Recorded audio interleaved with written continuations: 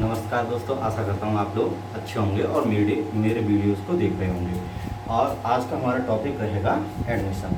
तो एडमिशन को जानने से पहले कुछ उसके बारे जो बेरक में पढ़ने से पहले उसके बारे में कुछ मोटा मोटी जान लेते हैं, जिससे कि आपको एडमिशन को समझने में आसानी रहे। ठीक है, तो एडमिशन को जानने, एडमिशन जैसे कि वर्ड है, एडमिशन है मतलब इसमें कोई आदमी एडमिट करेगा, कुछ एडमिट करेगा। एडमिट करने का मतलब ही समझ में आ रहा है, कुछ चीज उसके अगेंस्ट होगी। जनरली बता रहे हैं, क्योंकि आगे देखेंगे वो अपनी फेवर वाला भी स्टेटमेंट प्रूव करेगा। तो समझ में आया कि एडमिशन क्या है, कोई भी चीज उसके अगेंस्ट होगी वो उसको एडमिट करेगा, तो वही चीज एडमिशन हो जाएगी। नॉर्मली जो लेमन लैंग्वेज में वही एडमिशन हो जाएगी, जो जिसको वो एडमिट करेगा। ठीक है, इसको समझने के लिए क्या करते हैं, एक छोटा सा एग्जांपल ले लेते हैं। एग्जांपल क्या रहेगा, एग्जांपल बहुत ही सिंपल रहेगा। मान लीजिए घर पे आपकी माता जी हैं, माता जी ने कुछ पैसे मनी वगैरह कहीं रख दिए थे, एक जगह रख दिए थे, और जब आपको जरूरत पड़ी उन पैसों को आपने उठा लिया। ठीक है, ले लिया आपने पैसे। ठीक है, माता जी ने पूछा इधर उधर और लोगों में, घर के फैमिली मेंबर से, कि भाई वो पैसे कहाँ गए। तो जो है आपने कहा, माता जी वो पैसे हमने ले लिए थे या मैंने ले लिए थे और किसी काम के लिए ले लिए थे। यही जो आपने कहा कि वो पैसे मैंने ले लिए थे,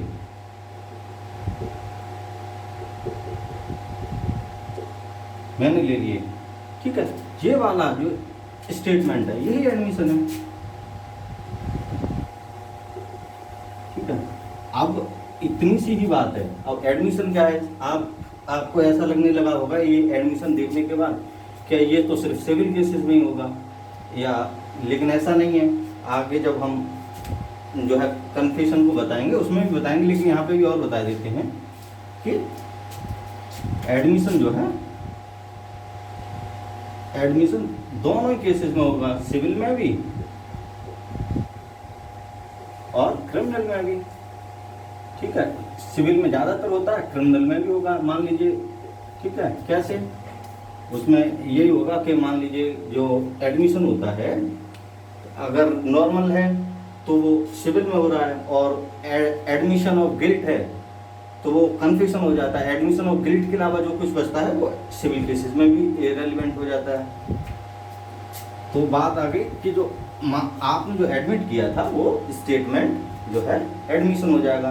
तो इससे और कुछ नहीं समझ में आया, थोड़ा सा और समझते हैं। एक और एग्जांपल लेते हैं जिससे सारी चीज़ें एकदम विधिवत तरीके से बताने की कोशिश करते हैं।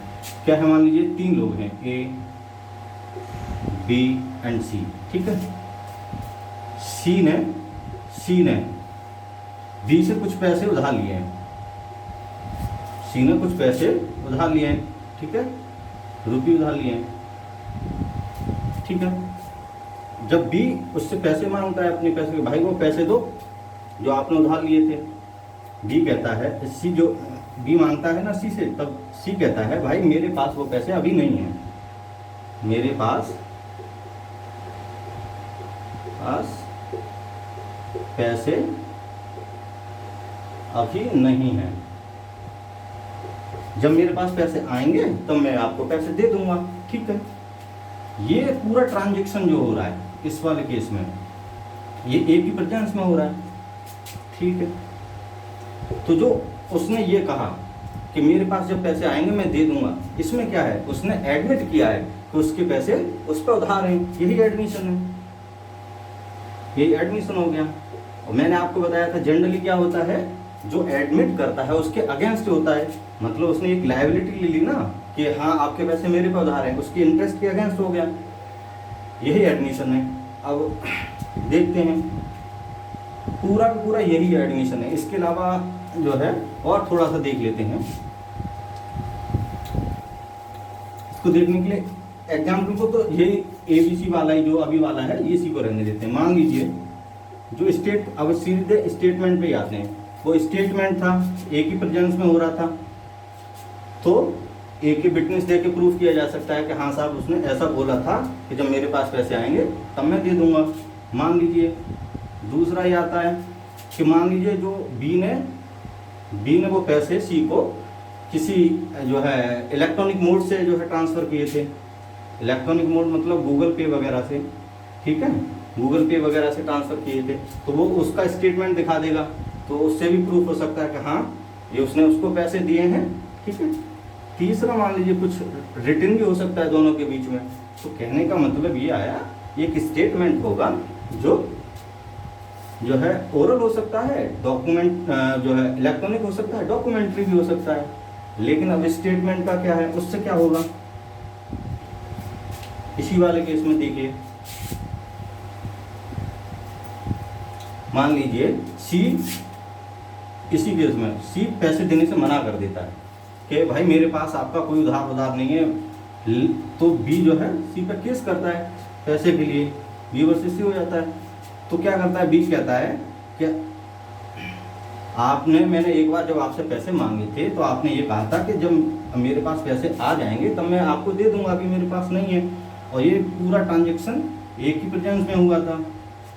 अगर मान लीजिए ये इसका विटनेस होता है और वो इसके जो है एविडेंसेस दे देता है, तो इसकी लायबिलिटी प्रूफ हो जाती है। मतलब जो केस जब चलेगा दोनों के बीच में, ठीक है, तो जो स्टेटमेंट होगा, जो अगर उसको ले आएंगे वहाँ पे और उसको प्रूफ कर देंगे, तो एक की लायबिलिटी उसमें प्रूफ होने लगेगी, मतलब उससे कुछ इन्फ्रेंस निकलने लगेगा। यही एडमिशन है। क्योंकि अगर जब हम आपका बेयर एक्ट पढ़ेंगे, बेयर एक्ट में जो एडमिशन की डेफिनेशन क्या दी है, देखिए कहाँ दिया है एडमिशन, सेक्शन 17 में दिया है एडमिशन की डेफिनेशन, ठीक है। क्या है उसमें लिखा है, admission is a statement oral और documentary which suggest and influence as to relevant fact और फैक्ट इन इशू। सिर्फ इतनी सी बात है, देखिए, ठीक है। मतलब एडमिशन क्या है,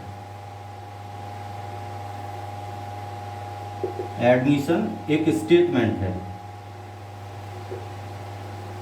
जो ओरल हो सकता है, डॉक्यूमेंट्री हो सकता है और इलेक्ट्रॉनिक फॉर्म में भी हो सकता है। जिससे क्या होगा, एक जो है जिससे जो है सजेशन आएगा, इन्फ्लुएंस आएगा, विच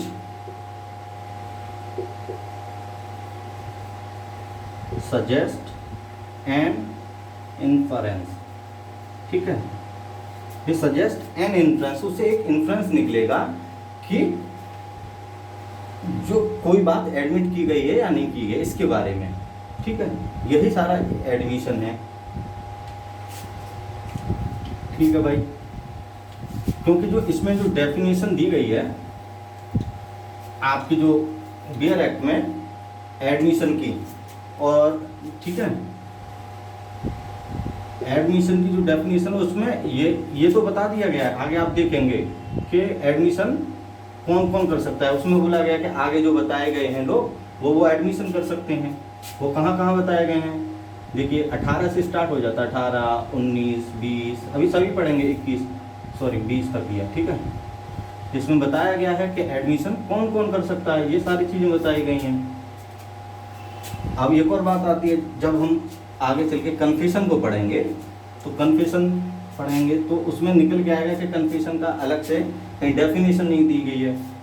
तो वो कैसे है, जो एडमिशन की डेफिनेशन होती है वही कन्फेशन पे लगती है। जब कन्फेशन को पढ़ाएंगे आपको बताएंगे कन्फेशन क्या है, एडमिशन ऑफ गिल्ट है,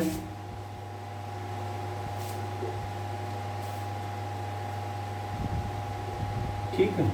इसका मतलब क्या हुआ, अगर मान लीजिए कन्फेशन की डेफिनेशन नहीं दी है तो और सिर्फ एडमिशन की डेफिनेशन ऊपर लगेगी, इसका मतलब ये हुआ, देखिए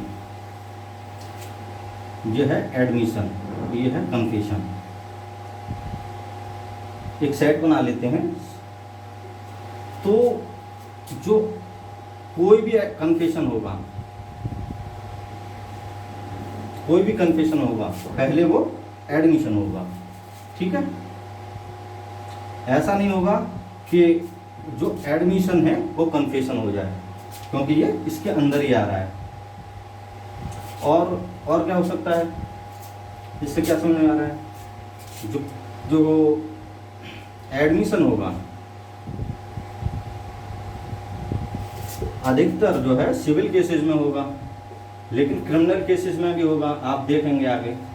मतलब एडमिशन दोनों केसेस में हो सकता है, सिविल में भी क्रिमिनल में भी, लेकिन अधिकतर सिविल में ही होता है, ठीक है। अब एडमिशन के बारे में इतना ही है, लेकिन हाँ इतना ही है। और अगला जो टॉपिक आता है कि एडमिशन कौन कौन कर सकता है, ठीक है। तो ये बात बताई गई है आपकी कि एडमिशन कौन कौन कर सकता है, सेक्शन 18 में बताई गई है, ठीक है भाई। सेक्शन 18 जब पढ़ेंगे तो आपको पता लगेगा कि पहला क्लॉज क्या है उसमें। देखिए उसमें यही बताया गया है कि जो है एडमिशन जो है पार्टी कर सकती है, पार्टी और उसके एजेंट्स कर सकते हैं। पार्टी का मतलब सिविल केसेस में प्लेंटिफ एंड डिफेंडेंट, और उनके एजेंट, दोनों के एजेंट, ठीक है। एजेंट का मतलब है जिस समय वो एजेंट है होना चाहिए, जिस समय मान लीजिए एडमिशन कर रहा है उस समय वो पार्टी जिसका भी हो उसका जो है एजेंट हो। ऐसा ना हो कि उनके बीच की जो एजेंसी है वो समाप्त हो गई हो। मतलब मस्ट एग्जिस्ट एजेंसी, उनके बीच में एजेंसी होनी चाहिए। अगर उनके बीच में एजेंसी है, अगर वो कुछ एडमिट करता है तो वही एडमिशन हो जाएगा, ठीक है। दूसरा आता है, दूसरा क्लॉज देखेंगे, representative interest, person in representative interest, ठीक है। उसमें क्या होता है, इसी तरीके से ही देखिए किसी भी केस, कोई भी केस होता है, कैसे देखते हैं, कोई भी केस होता है उसमें कई पार्टी होती हैं, ठीक है, वर्सेस ABC वर्सेस EFG, ठीक है। तो क्या होता है, कभी कभी क्या होता है, आप CBC में पढ़ेंगे, इन सब के बिहाफ पे एक ही आदमी केस को रन कर सकता है, इधर की प्लेंटिफ की साइड से भी और डिफेंडेंट की साइड से भी रन कर सकता है। तो जो रिप्रेजेंटेटिव इंटरेस्ट में होगा वो भी कर सकता है, ठीक है। जो रिप्रेजेंटेटिव होगा वो भी एडमिशन कर सकता है, लेकिन शर्त वही है, जिस समय वो एडमिशन कर रहा है और उस समय उस पर रिप्रेजेंटेटिव कैपेसिटी होनी चाहिए। मस्ट हैव रिप्रेजेंटेटिव कैपेसिटी, ठीक है। जिस समय वो एडमिशन कर रहा है उस समय उसके पास रिप्रेजेंटेटिव कैपेसिटी होनी चाहिए, तभी जो है वो एडमिशन कर सकता है, ठीक है भाई। 2 हो गए। सेक्शन 18 ही बता रहे हैं कि कौन कौन एडमिशन कर सकता है। तीसरी आती है, तीसरा है इसमें पॉइंट, जिसका कोई पिक्यूनरी इंटरेस्ट हो, पर्सन हैविंग पिक्यूनरी इंटरेस्ट, ठीक है। अब इसको समझने के लिए आपको एक एग्जांपल समझना पड़ेगा। वो कैसे समझते हैं, मान लीजिए A B 2 लोग हैं, ये हैं सेलर, ये हैं बायर, ठीक है। इन दोनों में कॉन्ट्रैक्ट होता है, कॉन्ट्रैक्ट होता है मैंगो सप्लाई के लिए, मैंगो सप्लाई के लिए, ठीक है। तो क्या होता है, ए जो सेलर है उन मैंगोज को कैरेज में लोड कर देता है, ठीक है, लोड कर देता है।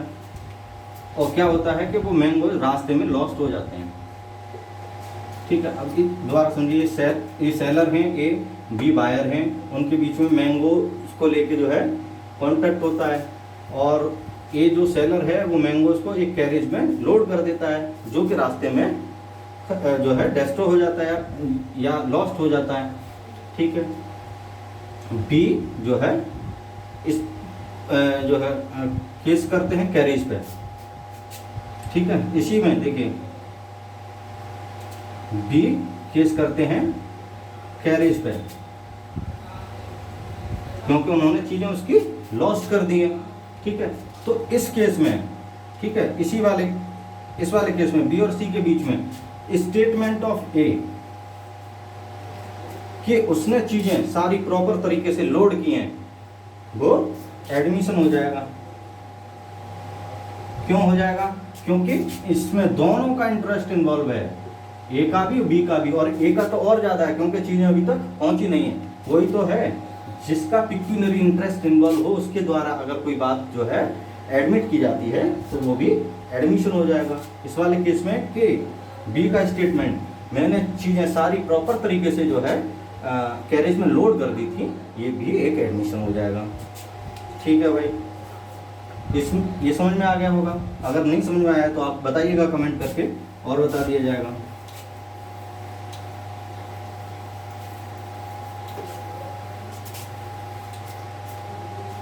इसमें चौथा पॉइंट रहता है सेक्शन 18 में ही कि प्रीडिसर्स इन टाइटल। प्रीडिसर्स इन टाइटल का मतलब क्या होता है?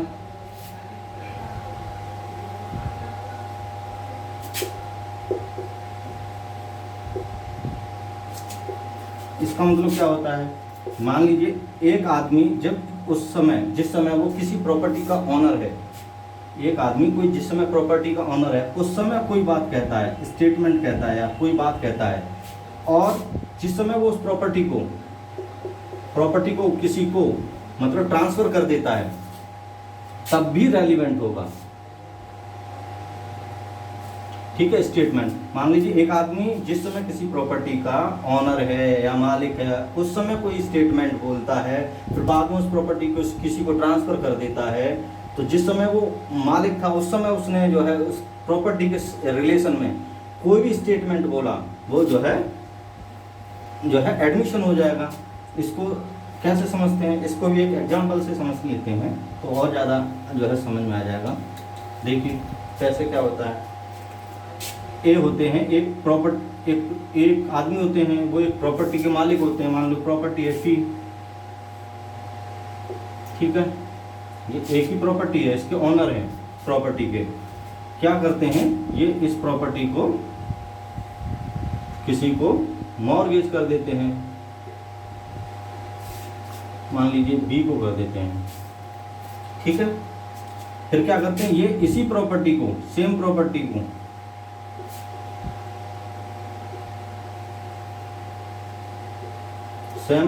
को सी को सोल्ड कर देते हैं। सेम प्रॉपर्टी को ही सोल्ड कर रहे हैं। ठीक है, क्या होता है अब? तो क्या होता है कि जो बी है, जिसको उसने जो है ए ने प्रॉपर्टी मॉर्गेज की है, वो केस करता है। किसके लिए? तो मान लीजिए उसने प्रॉपर्टी 1000 रुपये के लिए मॉर्गेज की थी, तो भाई जो प्रॉपर्टी है उसको बेच के मेरा जो 1000 रुपये है मुझे चुकता कर दिया जाए। बी केस करता है for sale of property to get 1000 रुपये मनी। ठीक है, 1000 रुपये के लिए केस कर देता है।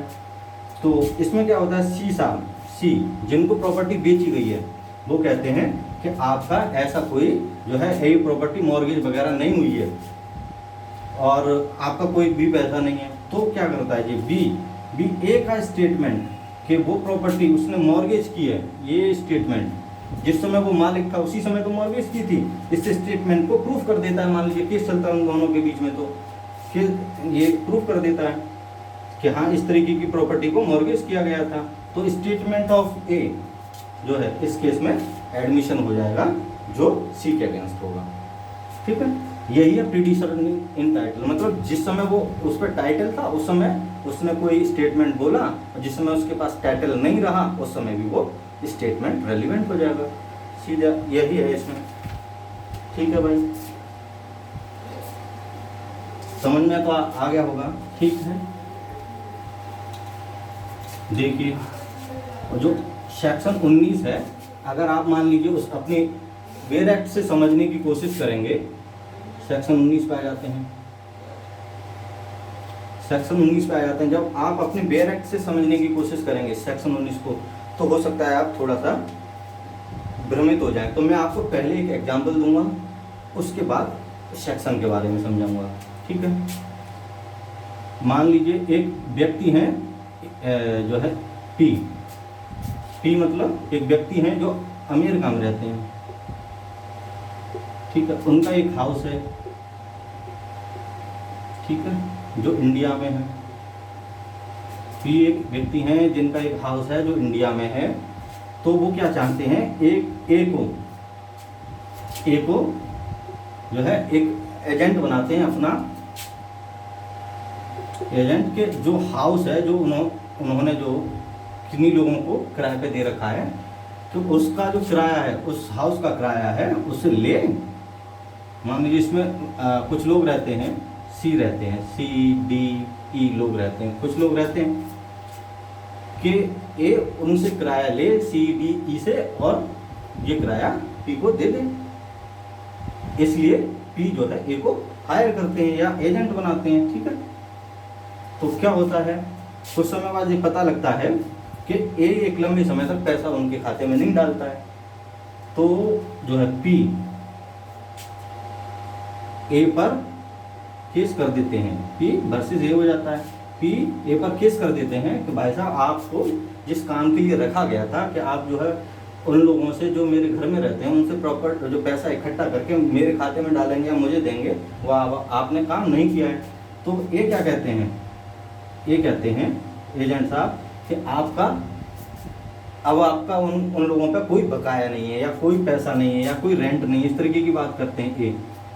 तो क्या होता है कि पी भी बहुत चालू होता है। पी क्या करता है कि जो CDE इनमें से किसी का भी या ए का जो है कहता है कि सी ने तो मुझसे कहा है कि जो है अभी उन पर उसका रेंट है, और इसी स्टेटमेंट को कि सी ने मुझसे कहा है, इसी केस में जो पी और ए के बीच में है, इसी केस में सी का स्टेटमेंट कि अभी उस पर पैसा बकाया है उसको लाते हैं।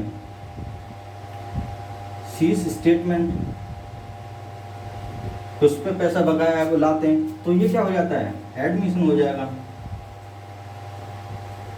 ठीक है, किसके खिलाफ एडमिशन हो जाएगा, ये ए के खिलाफ एडमिशन हो जाएगा। ठीक है, इसको अभी यहीं लिखा रहने देते हैं। अब सेक्शन की लैंग्वेज को समझने की कोशिश करते हैं। सेक्शन की लैंग्वेज में इस तरीके से है, कोई भी जो है थर्ड पर्सन का स्टेटमेंट, ठीक है, जो जो है उन दोनों के बीच में जो है केस का पार्ट भी नहीं है। सी देखिए केस का पार्ट भी नहीं है, सी थर्ड पर्सन है, और उसका स्टेटमेंट अगर उसकी पोजीशन को प्रूफ कर दें कि वो उसकी पोजीशन क्या है तीनों के बीच की, ठीक है, और पोजीशन को प्रूव कर दें और उसके स्टेटमेंट को प्रूव कर दें कि हाँ ये स्टेटमेंट किसी तरीके से जो है जो जिस पे केस किया गया है उसके अगेंस्ट है, तो वो एडमिशन हो जाएगा। यही सेक्शन उसमें बताया गया है। आप इस एग्जाम्पल को समझ लीजिए, इसी तरीके का उसमें सेम टू सेम एग्जाम्पल दिया गया है। ठीक है, तो मतलब जो थर्ड पर्सन है सेक्शन 19 में क्या है, सेक्शन 19 में है कि जो थर्ड पर्सन है जो उसका पार्ट नहीं है प्रोसीडिंग का, उसका स्टेटमेंट अगर उसकी पोजीशन और लायबिलिटी प्रूफ कर देते हैं तो उसके द्वारा जो स्टेटमेंट होता है, जो उसका जो लोग उस दो लोगों के बीच में केस हो रहा है उसका प्रोसीडिंग का पार्ट नहीं है, उसमें अगर प्रूफ कर देते हैं तो वो भी एडमिशन हो जाएगा। ठीक है, सेक्शन 20 में क्या है, सेक्शन 20 में यही है, स्पेशली रेफर्ड पर्सन के द्वारा एडमिशन बाय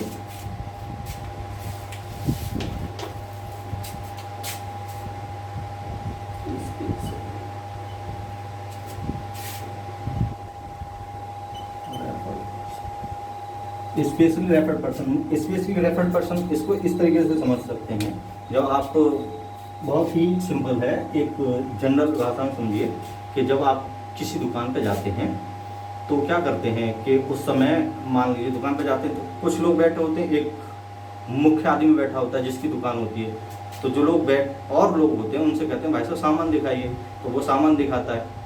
सामान दिखाने के बाद जब आप उसकी गारंटी या उसके पैसे वैसे के बारे में पूछते हैं तो वो कहते हैं भाई साहब देखिए पैसे वैसे के बारे में हमारे मालिक साहब बताएंगे, या जो है उनको इसके बारे में जानकारी है, मतलब वो अपनी जो बात को रेफर कर देते हैं उसकी तरफ। तो जो मालिक के द्वारा कुछ भी बोला जाता है इसमें वो एडमिशन हो जाएगा, वो ये ठीक है। आपके में जो एग्जाम्पल दिया गया वो इस तरीके से है, एक आदमी एक हॉर्स को खरीदने के लिए जाता है, ठीक है, बी से, तो बी कहता है कि आप सी के पास चले जाओ। सी इस हॉर्स के बारे में सब कुछ जानता है, सी के द्वारा कुछ भी जो है बोला जाता है, सी के द्वारा कुछ भी बोला जाता है वो जो है एडमिशन हो जाएगा। आप देखेंगे इसी तरीके का है। तो स्पेशली रेफर्ड पर्सन के द्वारा अभी हो गया। अब तक आपने जान लिया सेक्शन 17 में जो है एडमिशन क्या है। एडमिशन एक स्टेटमेंट है जो ओरल और डॉक्यूमेंट्री और इलेक्ट्रॉनिक फॉर्म में हो सकता है, जिससे कोई एक इन्फ्रेंस निकलता है, वो एडमिशन है। 18 में 18, 19, 20 में आपने जान लिया कि कौन कौन एडमिशन कर सकता है। ठीक है भाई, अब अपना रहेगा सेक्शन 21। सेक्शन 21 को समझना है, ठीक है। सेक्शन 21, ठीक है। सेक्शन 21 में देखिए 4 बातें बोली हुई हैं। 4 बातें मतलब 1, 2, 3 और 4 बातें, एक एक बात। देखिए पहली बात क्या है, जनरल रूल है। जनरल रूल क्या है, मैंने जो आपको बताया था कि एडमिशन हमेशा किसी के इंटरेस्ट के हमेशा अगेंस्ट ही होता है, तो वही वाली बात बोली गई है। एडमिशन, ठीक है, एडमिशन इज ऑलवेज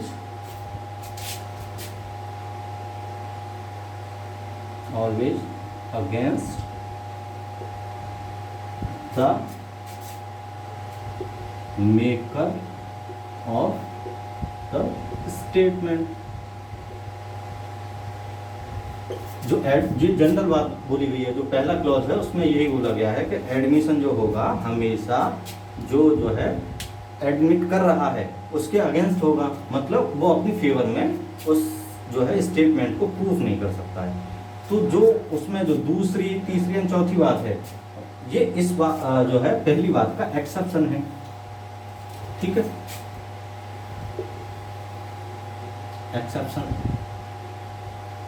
एक्सेप्शन क्या है, ये क्या है 21, ठीक है, 21 का सब क्लोज 1।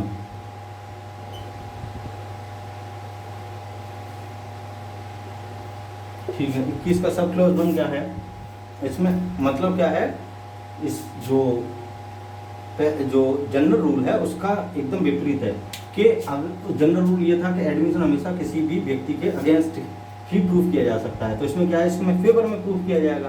तो उसमें क्या है, क्या दिया है, क्या सिचुएशन है, उसमें ये बताया गया है कि कोई भी स्टेटमेंट होगा, कोई भी व्यक्ति वो अपने फेवर में भी उसे यूज कर सकता है। अगर वो मर गया होता तो वो स्टेटमेंट जो उसने बोला है वो सेक्शन 32 में अगर वो आ गया होता तो वो मतलब रेलिवेंट हो जाता। सेक्शन 32 में 8 क्लॉज दिए हैं, मतलब उसमें से किसी में भी अगर वो फंस जाता है, ठीक है, तो वो रेलिवेंट हो जाएगा, ठीक है। इसको कैसे समझते हैं, इसको समझने के लिए जो है एक एग्जांपल जो दिया है इसमें आपके, उसमें उसी को समझते हैं। पहला क्या है, एग्जांपल क्या है, मान लीजिए एक शिप ऑनर है, शिप ऑनर है, ठीक है, वो केस करता है इस पे, कैप्टन पे केस करता है। किस चीज के लिए केस करता है, शिप ऑनर एक कैप्टन पे, जो शिप का कैप्टन है उस पर केस करता है कि वो जो शिप शिप को जो है, जो उसका रास्ता था उससे इधर उधर ले गया था, मतलब इधर उधर घुमा था फिरा था, मतलब कास्ट भी किया उसने, ठीक है। उसके लिए प्रूव करता है, जो है केस करता है शिप ओनर या कैप्टन पे प्रूव कर, वो जो है केस करता है कि जो शिप को कैप्टन जो है रास्ते से इधर उधर लेके गया था। तो जो कैप्टन है, कैप्टन कहता है कि भाई साहब जो कैप्टन होता है वो एक डायरी मेंटेन करता है, डायरी जिसमें क्या लिखा होता है कि शिप पहले कहाँ गया था, ठीक है, फिर वो कहाँ पहुँचा, कौन से मतलब जो चेक पोस्ट वगैरह थे उनको पास किया, अगर उसमें कोई इवेंट हुई है उसको बताया, मतलब जो नेचुरली जो ड्राइव जो चला रहा होता है उस समय इन सारी चीज़ों को मेंटेन करता है। तो कैप्टन इस जो है जो उसकी डायरी होती है इस केस में उसको लाने की कोशिश करता है कि देखिए साहब मैं कहीं और नहीं लेके गया था जो है शिप को, तो शिप हमेशा अपने जैसा उसका रास्ता था उसी हिसाब से चला है। और ये इस चीज़ जो अपनी डायरी है उसको जो है एज एविडेंस देने की कोशिश करता है। तो शिप ओनर क्या कहते हैं, समझिए, शिप ओनर कहते हैं भाई साहब ये डायरी वो है जो तुमने खुद मेंटेन की है, ठीक है, इसमें तो तुम्हारे फेवर में लिखा ही होगा, ठीक है। तो ये इसको जो है इस डायरी को एज एविडेंस देने से मना करते हैं, यही सिचुएशन को डील करने के लिए। मान लीजिए यहीं रुकिए इसको, ठीक है, इसको यहीं रोक देते हैं, ठीक है। इसी सिचुएशन को डील करने के लिए सेक्शन 21 के सब लॉज 1 में ये बात बोली गई है। मान लीजिए शिप ओनर हैं और मान लीजिए वो जो शिप था, ये वाला शिप था, वो डूब गया और उसमें कैप्टन था मर गया, और जो उसकी डायरी जो है शिप ओनर को मिल जाती है, ठीक है। और ये इंश्योरेंस कंपनी को जो है इंश्योरेंस कंपनी को सू करते हैं कि भाई साहब जो शिप था वो डूब गया है और उसका इंश्योरेंस दीजिए। तो जो इस केस में हम बता रहे हैं कि वो मर चुका है, तो क्या करते शिप ओनर, जो उनको डायरी मिली है अभी, मान लो मर गया होता तो जो डायरी मिली है इसकी कैप्टन की इसको एज एविडेंस देते। क्यों एविडेंस देते, क्योंकि आप देखेंगे कि किस में है, सेक्शन 32 के सब क्लॉज 2 में फंस रही है। उसमें ये बोला गया है कि अगर जो है नेचुरल कोर्स में अगर कोई चीज़ अकाउंट वगैरह जो मेंटेन किया गया है वो भी रेलिवेंट हो जाता है। तो जो कैप्टन की जो डायरी है वो इसको एज एविडेंस देते। यही बात बोली गई है कि अगर मान लीजिए इसमें ये कैप्टन मर गया होता तो उसके द्वारा जो स्टेटमेंट डायरी वगैरह जो मेंटेन की गई है वो सेक्शन 32 में आ जाती है, तो वो जो डायरी है वो रेलिवेंट होगी।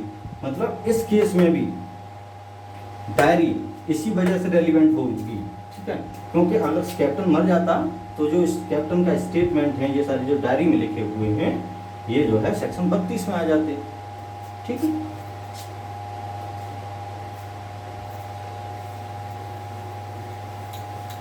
ठीक है भाई, एक्सेप्शन नंबर 2 क्या है इसका भैया,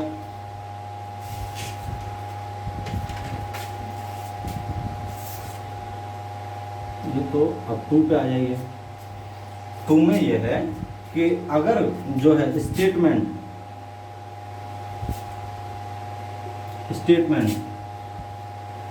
body mind and bodily feelings, statement जो है बॉडी माइंड और बॉडीली फीलिंग्स को बताए, ठीक है। स्टेटमेंट जो है बॉडी माइंड बॉडीली फीलिंग्स के साथ साथ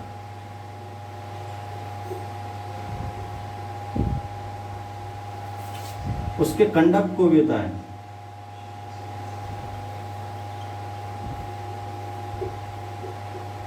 कंडक्ट को भी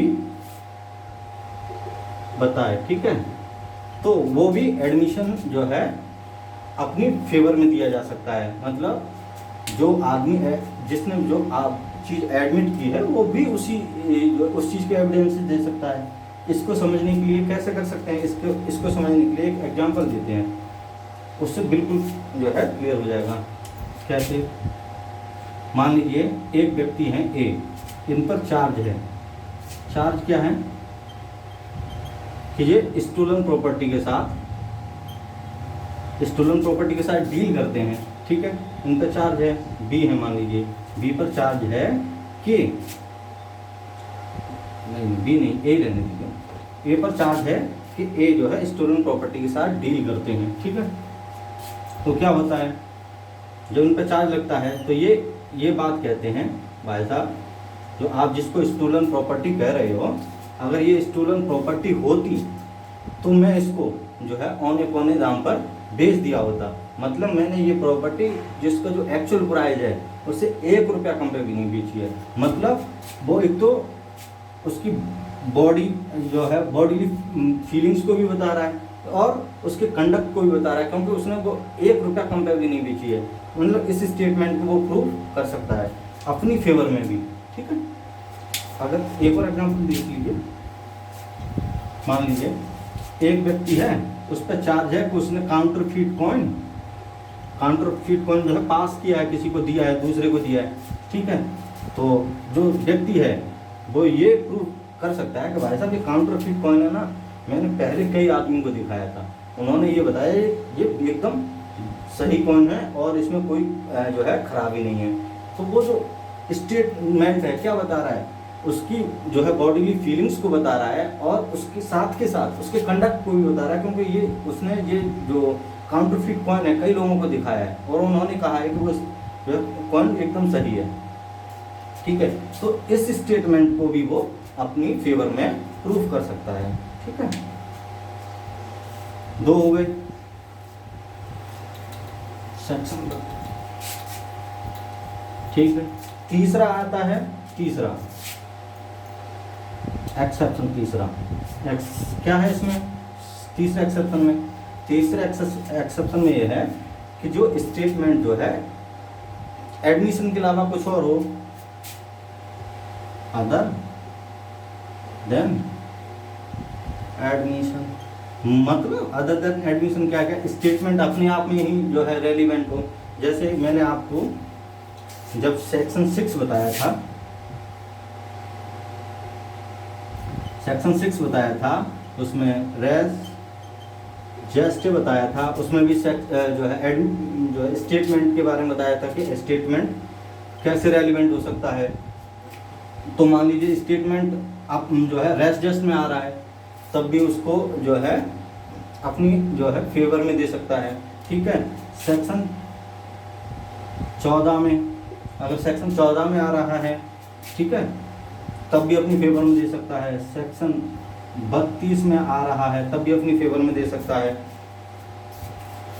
14 में क्या है, motive preparation and conduct, motive preparation है, ठीक है,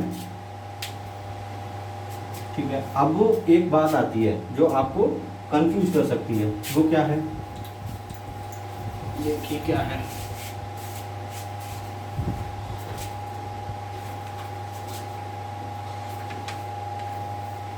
देखिए सेक्शन 14 एंड 21 का सब प्लस 2 आपको देखने में एक जैसे लग रहे होंगे, लेकिन वो एक नहीं है। क्यों एक नहीं है, क्योंकि सेक्शन 14 को जब आप देखेंगे, देखिए आप निकालिए तुरंत, क्योंकि उसकी लैंग्वेज एक जैसी है। इसमें कंडक्ट के बारे में नहीं बोला गया है, और इसमें जब सेक्शन 14 को पढ़ाया था तो इसमें ये बताया था कि दोनों पार्टी जो है बॉडी माइंड और रेपुटेशन के बारे में, दोनों पार्टी मतलब प्लेंटिफ डिफेंडेंट होंगे या फिर जो है एक्यूज होगा या प्रोसिक्यूशन होगा, दोनों पार्टी अपनी स्टेट ऑफ माइंड के बारे में जो है वो दे सकते हैं, एविडेंसेस दे सकते हैं। इसमें दोनों पार्टी की बात है, ठीक है, इसमें कंडक्ट की बात नहीं है, ठीक है। लेकिन इसमें जो स्टेटमेंट है बॉडी माइंड और बॉडीली फीलिंग्स के साथ साथ जो है वो उसको भी बता रहा है, कंडक्ट को भी जो है अकम्पनी करना चाहिए, मतलब कंडक्ट भी साथ साथ बताना चाहिए। और इसमें जो है एविडेंस देगा वही आदमी देगा जो जिसकी फेवर में होगा, ठीक है। तो इस चीज़ को लेकर आप भ्रमित मत होना, देख लेना एक बार, ठीक है, दोनों को कंपेयर करके, ठीक है। अब तक हम लोगों ने देख लिया है, एक बार बहुत ही 2 मिनट में रिकेप मार लेते हैं, तो वीडियोस बढ़ा जा रहा है। क्या है, सेक्शन 17 देख लिया, इसमें बताया गया था एडमिशन की डेफिनेशन। सेक्शन 18, 19, 20 इसमें बताया गया एडमिशन कौन कौन कर सकता है, और 21 में बताया गया एक जनरल रूल और उसके 3 एक्सेप्शन। जनरल रूल क्या था कि एडमिशन जो है हमेशा उसके अगेंस्ट होना चाहिए, और उसमें उसके एक्सेप्शन भी दिए गए हैं कि हमेशा अगेंस्ट की जरूरत नहीं है, कुछ परिस्थितियों में जो है वो अपनी फेवर में भी एडमिशन को जो है प्रूव कर सकता है, ठीक है। आशा करता हूँ आपको समझ में आया होगा। अगर कोई परेशानी हो तो आप कमेंट करके बताइएगा। धन्यवाद।